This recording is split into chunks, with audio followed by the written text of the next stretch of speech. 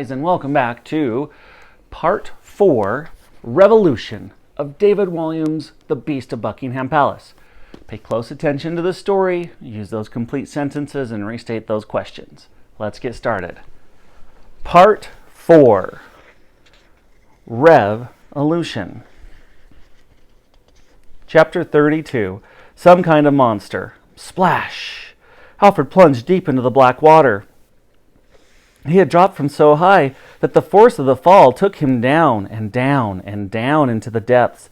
It was so dark and cold and dirty that he didn't know where he upside down or the right way up.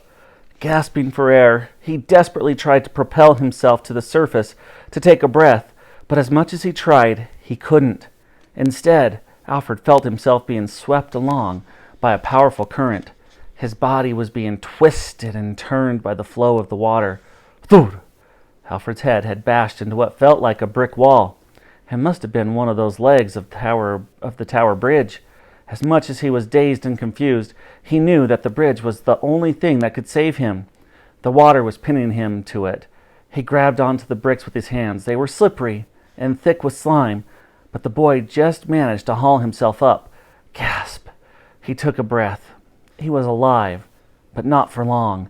Not if those royal guards shooting at him with their laser guns were anything to go by. Zap, zap, zap! The bricks just above his head exploded. Boom, boom, boom! With his feet, Alfred pushed himself away from the wall and swam for his life. The boy was coughing and spluttering, having taken in several mouthfuls of filthy water. It was years since any fish had lived in the Thames. It had returned to being little more than a giant sewer for the city of London, as it had been for hundreds of years ago. Hearing something surging through the water, Alfred turned round to see that the royal barge was giving chase. As fast as the boy could swim, the boat could go faster. There was only one thing for it. Gasp! Alfred took a deep breath. Then he swam down, down, down into the depths of the Thames until his ears went boop. With his hands, he searched the muddy bottom for something, anything, to hold on to. The riverbed was a graveyard of wrecks, old cars, sunken boats, even train carriages, often poked out of the water at low tide. Finding a long piece of metal, he yanked himself down and passed through what felt like a window.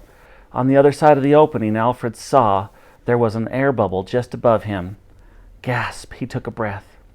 Feeling his way around, Alfred realized that there were rows and rows of seats. He couldn't believe it. He was on the top deck of a double-decker bus, one of London's famous modes of transportation. The once bright red bus must have plunged off Tower Bridge many years before. Now it was underwater, hiding place for a prince. The boy took slow, shallow breaths, counting in his head. 1, 2, 3. He counted all the way to 200. Only then could he be sure that the guards on the royal barge would have presumed him drowned and moved off. By now the oxygen in the bubble of air was thinning. Alfred took one last breath. Gasp! Before pulling himself out of the bus and letting himself float to the surface. Gasp! He was alive.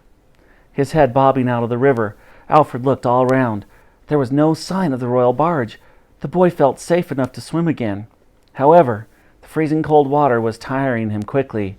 He had little energy at the best of times, and this was the worst of times. His arms and legs felt like lead weights, and in seconds he found himself whooshing downriver. The tide was taking him, and if Alfred didn't do something fast, he would be swept all the way out to sea.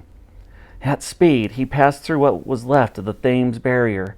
Like giant clogs in the water, it had been designed and built nearly 200 years before to prevent a flood. Many years later, the barrier had been destroyed by one. Now, it was little more than a mangled mess of metal, rusting in the water.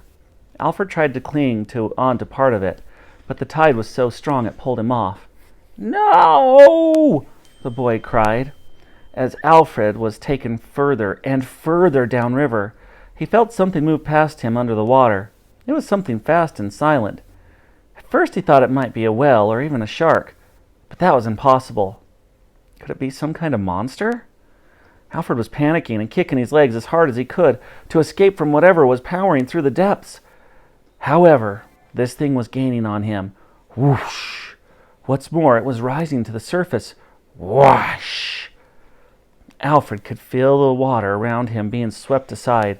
Whatever it was right underneath him. And it was rising fast. The boy couldn't bear it, so he closed his eyes. He was about to be eaten alive. And hopefully he goes good with dirty water. Ooh, nasty. All right, make sure you listen to the story. Answer those questions with complete sentences. If you missed it, go back and re-listen. It's only about 5 minutes. You can do this. Have a great rest of your day, guys. We'll see you tomorrow.